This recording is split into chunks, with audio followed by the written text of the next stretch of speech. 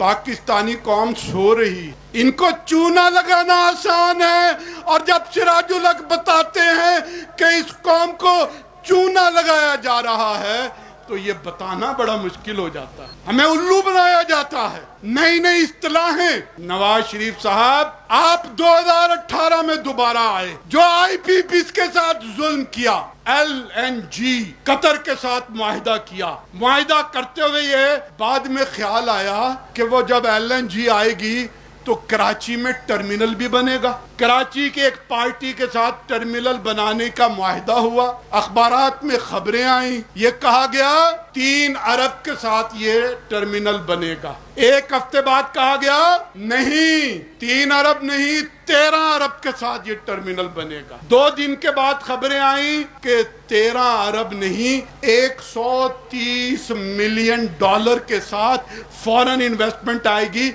और ये टर्मिनल बनेगा।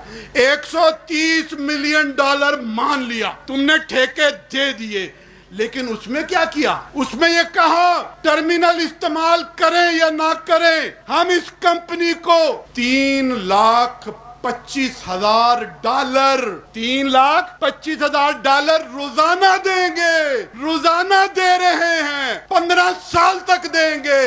मुराद ये है कि $1.5 अरब वो कंपनी फायदा उठाएगी। $1.5 अरब। आप $1 अरब के लिए पीछे फिरते हैं IMF के, वर्ल्ड बैंक में, और आप अपनी जेबों से लुटा रहे हैं। और शहबाज शरीफ को पता लगा, उसने कहा कि रोजाना $3.25 लाख दे रहे हैं, उसने एक और कंपनी को ठेका दे दिया, और उस ठेके के बदौलत $2,24,000 रोजाना अब हम उन्हें दे रहे हैं। टर्मिनल इस्तेमाल करें या ना करें, कैपेसिटी चार्जेस के बुनियाद के ऊपर, गोया $5 लाख रोजाना पाकिस्तान की हुकूमत इन 2 कंपनियों को दे रही है। चूना लगाना कितना आसान है, और ये समझाना कि इस कौम को चूना लगाया जा रहा है कितना मुश्किल है। अब आप होशियार हो जाइए, इन चूना लगाने वालों को यूरोप अमेरिका रहने दीजिए, खुद खड़े हो जाइए, अपने जैसे लोगों को इक़्तिदार में लेकर आइए।